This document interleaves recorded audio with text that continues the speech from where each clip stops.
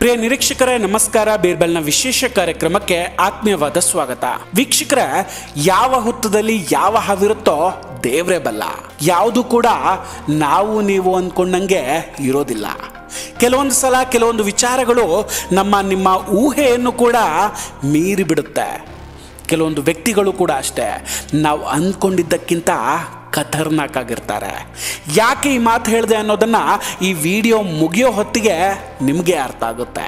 ವೀಕ್ಷಕರೇ, ಈ ವಿಡಿಯೋದಲ್ಲಿ ಕೇವಲ ಒಂದಷ್ಟು ಡಾಟ್ಗಳನ್ನು ನಿಮ್ಮ ಮುಂದೆ ಇಡ್ತೀನಿ.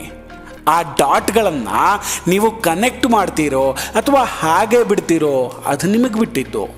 ವಿಡಿಯೋ ಚಿಕ್ಕದಿರಬಹುದು, ಬಟ್ ನಾವು ಕೊಡುವಂತಹ ಮಾಹಿತಿ ಇದೆಯಲ್ಲ ಅದು ತುಂಬ ಮುಖ್ಯವಾದದ್ದು. ಸೊ ಯಾರೂ ಮಿಸ್ ಮಾಡ್ಕೋಬೇಡಿ, ವಿಡಿಯೋವನ್ನು ಪೂರ್ತಿಯಾಗಿ ಕೇಳಿಸ್ಕೊಳ್ಳಿ. ಅದಕ್ಕಿಂತ ಮೊದಲು ಇನ್ನೂ ನಮ್ಮ ಬೀರ್ಬಲ್ ಚಾನಲನ್ನು ಸಬ್ಸ್ಕ್ರೈಬ್ ಮಾಡಿಲ್ಲ ಅಂದರೆ ದಯವಿಟ್ಟು ಸಬ್ಸ್ಕ್ರೈಬ್ ಮಾಡಿ, ಬೆಲ್ ಐಕಾನನ್ನು ಕ್ಲಿಕ್ ಮಾಡಿ. ವೀಕ್ಷಕರೇ, ಪಹಲ್ಗಾಮ್ ದಾಳಿಯ ನಂತರ ದೇಶದಲ್ಲಿ ಸಾಕಷ್ಟು ಬೆಳವಣಿಗೆಗಳಾಗ್ತಾ ಇದೆ. ಕೆಲವರು ಇಂತಹ ಸಮಯದಲ್ಲೂ ಕೂಡ ಒಟ್ಟಾಗಿ ನಿಲ್ಲೋದು ಬಿಟ್ಟು ರಾಜಕೀಯ ಮಾಡ್ತಿದ್ದಾರೆ. ಇಟ್ಸ್ ಓಕೆ, ಜನ ಏನು ಮೂರ್ಖರಲ್ಲ, ಅವರಿಗೂ ಅರ್ಥ ಆಗುತ್ತೆ. ನಿಮಗೆ ಇನ್ನೊಂದು ವಿಷಯ ಗೊತ್ತಿದೆಯಾ? ಪಹಲ್ಗಾಮ್ ಘಟನೆಯ ಸಮಯದಲ್ಲಿ ನಮ್ಮ ಅಪೋಸಿಷನ್ ಲೀಡರ್ ರಾಹುಲ್ ಗಾಂಧಿ ಅವರು ಭಾರತದಲ್ಲೇ ಇರಲಿಲ್ಲ. ಏಪ್ರಿಲ್ 21 ಹಾಗೂ 22ನೇ ತಾರೀಕು ಅಮೆರಿಕದ ವಿದ್ಯಾರ್ಥಿಗಳೊಂದಿಗೆ ಮಾತುಕತೆ ಮಾಡ್ತಿದ್ರು. In simple terms, more people voted in the Maharashtra Assembly elections than there are adults in Maharashtra. This is a fact. And the Election Commission gave us a figure, voting figure for 5:30 in the evening. And between 5:30 in the evening and 7:30 in the evening, when the poll was supposed to have closed, 65 lakh voters voted. Now, that is physically impossible to happen, right? Because for a voter to vote, it takes approximately 3 minutes. And if you do the math, it would mean that there were lines of voters till...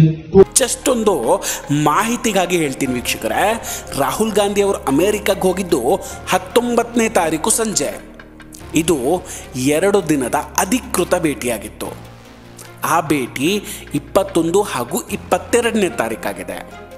Rahul Gandhi ಅವರು ಈ 2 ದಿನದಲ್ಲಿ ವಿದ್ಯಾರ್ಥಿಗಳ ಜೊತೆ ಮಾತಾಡಿದ್ದು ಕೇವಲ 2 ರಿಂದ 4 ತಾಸಷ್ಟೇ. ಅಂದರೆ ಉಳಿದ 48 ಗಂಟೆ ಎಲ್ಲಿದ್ದರು, ಏನು ಮಾಡ್ತಿದ್ರು ನಮಗೂ ಗೊತ್ತಿಲ್ಲ. ಇದು ಮೊದಲ ಡಾಟ್. ವೀಕ್ಷಕರೇ, ನಾನಿಲ್ಲಿ ಯಾವುದೇ ಕಟ್ಟುಕತೆಯನ್ನು ಹೇಳ್ತಾ ಇಲ್ಲ, ಯಾವುದಕ್ಕೆ ಯಾವುದನ್ನು ಕೂಡ ಲಿಂಕ್ ಮಾಡಿ ಹೇಳ್ತಿಲ್ಲ. ಜಸ್ಟ್ ನಿಮ್ಮ ಮುಂದೆ ರಾಹುಲ್ ಗಾಂಧಿ ಅವರ ಶೆಡ್ಯೂಲ್ ಬಗ್ಗೆ ಹೇಳ್ತಾ ಇದ್ದೀನಿ ಅಷ್ಟೇ. ಅದು ಕೂಡ ಅವರೇ ಕೊಟ್ಟಂತಹ ಮಾಹಿತಿ. ಆ್ಯಂಡ್ ನೀವು ಆ ಡಾಟ್ಗಳನ್ನು ಕನೆಕ್ಟ್ ಮಾಡಿಕೊಂಡ್ರೆ ಅದಕ್ಕೆ ನಾನು ಜವಾಬ್ದಾರನಲ್ಲ. ಸೊ ಅದೇ ಏಪ್ರಿಲ್ 22ನೇ ತಾರೀಕು ಕಾಶ್ಮೀರದ ಪಹಲ್ಗಾಮ್ನಲ್ಲಿ ದುರಂತ ಸಂಭವಿಸುತ್ತೆ. ಇದಾದ ನಂತರ ರಾಹುಲ್ ಗಾಂಧಿ ಇಂಡಿಯಾಗೆ ವಾಪಸ್ ಬಂದರು. ಬಳಿಕ ಇಡೀ ದೇಶದ ಗಮನ ಪಹಲ್ಗಾಮ್ ಕಡೆ ಹೋಗುತ್ತೆ. ಮೋದಿಯವರ ರಿಯಾಕ್ಷನ್ನು, ಇಂಡಿಯಾ ಹಾಗೂ ಪಾಕಿಸ್ತಾನದ ನಡುವೆ ನಡೀತಿರುವಂತಹ ಡೆವಲಪ್ಮೆಂಟ್ ಕಡೆ ಇಡೀ ದೇಶ ಗಮನವನ್ನು ಕೊಡುತ್ತೆ. ಬಟ್ ಆಶ್ಚರ್ಯ ಅನಿಸಿದ್ದು, ಇಂಥ ಸಮಯದಲ್ಲಿ ಕೆಲ ಕಾಂಗ್ರೆಸ್ ನಾಯಕರು ಭಾರತದ ಇಂಟೆಲಿಜೆನ್ಸ್ ಫೇಲ್ವರ್ ಅನ್ನೋಕೆ ಶುರು ಮಾಡಿಕೊಂಡ್ರು. ಅದಕ್ಕಿಂತ ವಿಚಿತ್ರ ಅನಿಸಿದ್ದು, ಯುದ್ಧ ಬೇಡ, ಇಂಟರ್ನ್ಯಾಷನಲ್ ಕೋರ್ಟ್ಗೆ ಹೋಗೋಣ ಅನ್ನೋದಾಗಿ ಕಪಿಲ್ ಸಿಬಲ್ ಅಂತವರು ಹೇಳಿಕೆಯನ್ನು ಕೊಟ್ಟಿದ್ದು. ಇದೆಲ್ಲದರ ಬಳಿಕ ಎಲ್ಲ ಮೀಡಿಯಾ ಈಗ ಇಂಡಿಯಾ ಪಾಕಿಸ್ತಾನದ ವಾರ್ ಹಿಂದೆ ಬಿದ್ದಿದೆ. ಈವನ್ ನಾವು ಕೂಡ ಅದನ್ನೇ ಮಾಡ್ತಿರೋದು. ಆದರೆ ಈ ನಡುವೆ ಒಂದು ಇಂಪಾರ್ಟೆಂಟ್ ಸುದ್ದಿ ಯಾವ ಮಾಧ್ಯಮಗಳ ಗಮನಕ್ಕೂ ಕೂಡ ಬಂದಿರಲಿಲ್ಲ. ಬರಲೇ ಇಲ್ಲವೋ ಅಥವಾ ಬಂದರೂ ಕೆಲವರು ಸುಮ್ಮನಿದ್ರೋ ಗೊತ್ತಿಲ್ಲ. ವೀಕ್ಷಕರೇ, ಇಡೀ ದೇಶ ಯುದ್ಧದ ಬಗ್ಗೆ ಮಾತಾಡ್ತಿರುವಾಗ ಏಪ್ರಿಲ್ 28ನೇ ತಾರೀಕು ಸೋನಿಯಾ ಗಾಂಧಿ ಅವರ ಮನೆಯಲ್ಲಿ ಒಂದು ಮೀಟಿಂಗ್ ನಡೆಯುತ್ತೆ. ಆ ಮೀಟಿಂಗ್ನಲ್ಲಿ ರಾಹುಲ್ ಗಾಂಧಿ ಅವರು ಕೂಡ ಪಾಲ್ಗೊಂಡಿದ್ರು. ಇವರೆಲ್ಲ ಯಾರು ಅಂತ ಗೊತ್ತಾ? ಇದೊಂದು ಲೆಫ್ಟ್ ಆರ್ಗನೈಸೇಷನ್. ಈ ಸಂಘಟನೆಯ ನಾಯಕರು ಕಾಶ್ಮೀರ ಭಾರತದ ಭಾಗ ಅಲ್ಲ ಅಂತ ಹಿಂದೆ ಹೇಳಿದವರು. ಇಂಥ ಸಮಯದಲ್ಲಿ ಈ ಆರ್ಗನೈಸೇಷನ್ನ ಸದಸ್ಯರು ಯಾಕೆ ಸೋನಿಯಾ ಗಾಂಧಿ ಅವರ ಮನೆಗೆ ಬಂದಿದ್ರು? ಈ ಎಡಪಂಥೀಯ ಪ್ರೋಗ್ರೆಸಿವ್ ಇಂಟರ್ನ್ಯಾಷನಲ್ ಜೊತೆ ಯಾವ ರೀತಿಯ ಸಭೆ ನಡೀತಿಲ್ಲಿ? ವೀಕ್ಷಕರೇ, ಈ ಪ್ರೋಗ್ರೆಸಿವ್ ಇಂಟರ್ನ್ಯಾಷನಲ್ ಇದರ ಸ್ಥಾಪಕ ಬರ್ನಿ ಸ್ಯಾಂಡರ್ಸ್. 2020ರಲ್ಲಿ ಸ್ಯಾಂಡರ್ಸ್ ಈ ಇನ್ಸ್ಟಿಟ್ಯೂಟ್ ಅನ್ನ ಬರ್ನಿ ಸ್ಯಾಂಡರ್ಸ್ ಮತ್ತು ಯಾನಿಸ್ ವರೌಫಾಕಿಸ್ ಸಹಾಯದೊಂದಿಗೆ ಶುರು ಮಾಡ್ಕೊಳ್ತಾರೆ. ಜಾಗತಿಕ ಮಟ್ಟದಲ್ಲಿ ಇದೇ ಮನಸ್ಥಿತಿಯ ಮೈತ್ರಿಕೂಟ ರಚಿಸೋದು ಸ್ಯಾಂಡರ್ಸ್ ಅವರ ಕೆಲಸ ಆಗಿತ್ತು. ಆ್ಯಂಡ್ ಇವರು ಡೆಮಾಕ್ರೆಟಿಕ್ ಪಕ್ಷದೊಂದಿಗೆ ನಿಕಟ ಸಂಪರ್ಕ ಹೊಂದಿ ಅಮೇರಿಕಾದ ಸೆನೆಟರ್ಗಳಲ್ಲಿ ಅತಿ ಹೆಚ್ಚು ಕಾಲ ಸೇವೆಯನ್ನು ಕೂಡ ಸಲ್ಲಿಸಿದ್ರು. ಬರ್ನಿ ಸ್ಯಾಂಡರ್ಸ್ ಯಾವಾಗಲೂ ಕಾಶ್ಮೀರದ ಬಗ್ಗೆ ಭಾರತದ ನಿಲುವನ್ನು ಟೀಕಿಸ್ತಾರೆ ಮತ್ತು ಕಾಶ್ಮೀರದ ಬಗ್ಗೆ ಭಾರತವನ್ನು ಯಾವತ್ತೂ ಕೂಡ ಅವರು ಬೆಂಬಲಿಸಲೇ ಇಲ್ಲ. ಇನ್ನೊಬ್ಬರು ಜೆರೆಮಿ ಕಾರ್ಬಿನ್, ಪ್ರೋಗ್ರೆಸಿವ್ ಇಂಟರ್ನ್ಯಾಷನಲ್ದ ಸದಸ್ಯ.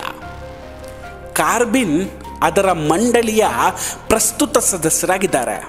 ಸಂಸ್ಥೆಯ ಕಾರ್ಯತಂತ್ರದ ನಿರ್ದೇಶನವನ್ನು ನಿಗದಿಪಡಿಸುವ ಜವಾಬ್ದಾರಿ ಹೊರತು. ಪ್ರೋಗ್ರೆಸಿವ್ ಇಂಟರ್ನ್ಯಾಷನಲ್ ಐತಿಹಾಸಿಕ ದಾಖಲೆಗಳಲ್ಲಿ ಉಲ್ಲೇಖಿಸಿರುವಂತೆ ಕಾರ್ಬಿನ್ 2018ರಲ್ಲಿ PI ಸ್ಥಾಪನೆಯನ್ನು ಅನುಮೋದನೆ ಮಾಡಿದರು. ವಿಶ್ವಸಂಸ್ಥೆಯ ನಿರ್ಣಯಗಳಿಗೆ ಅನುಸಾರವಾಗಿ ಕಾಶ್ಮೀರಿ ಜನರ ಸ್ವನಿರ್ಣಯದ ಹಕ್ಕನ್ನು ಬೆಂಬಲಿಸುವಂತೆ ಜೆರೆಮಿ ಕಾರ್ಬಿನ್ ತಮ್ಮ ಕಾರ್ಮಿಕ ಪಕ್ಷವನ್ನು ಒತ್ತಾಯಿಸ್ತಾರೆ. ಮಾನವ ಹಕ್ಕುಗಳ ಮೇಲ್ವಿಚಾರಣೆ ಮಾಡೋದಕ್ಕೋಸ್ಕರ ಅಂತಾರಾಷ್ಟ್ರೀಯ ವೀಕ್ಷಕರು ಕಾಶ್ಮೀರಕ್ಕೆ ಬರಬೇಕು ಅಂತ ಕರೆ ಕೊಟ್ಟವ್ರು ಇವರೇ. ಇಂತಹ ಪ್ರೋಗ್ರೆಸಿವ್ ಇಂಟರ್ನ್ಯಾಷನಲ್ ಅಲಯನ್ಸ್ ಜೊತೆಗೆ ಸೋನಿಯಾ ಗಾಂಧಿ ಹಾಗೂ ರಾಹುಲ್ ಗಾಂಧಿ ಅವರು ಏಪ್ರಿಲ್ 28ನೇ ತಾರೀಕು ಮೀಟಿಂಗ್ ಮಾಡ್ತಾರೆ. ಇದನ್ನು ನಾವಲ್ಲ, ಅವರೇ ಅಧಿಕೃತವಾಗಿ ಹೇಳ್ಕೊಂಡಿದ್ದಾರೆ. ಹಾಗೆ ನೋಡಿದರೆ ಕಾಶ್ಮೀರದ ಬಗ್ಗೆ ಭಾರತದ ನಿಲುವನ್ನು ಬೆಂಬಲಿಸಿದ ವಿಜಯ್ ಪ್ರಸಾದ್, ನೋಮ್ ಚೋಮ್ಕಿ ಅವರಂತಹ PIನ ಇನ್ನೂ ಅನೇಕ ಸದಸ್ಯರಿದ್ದಾರೆ.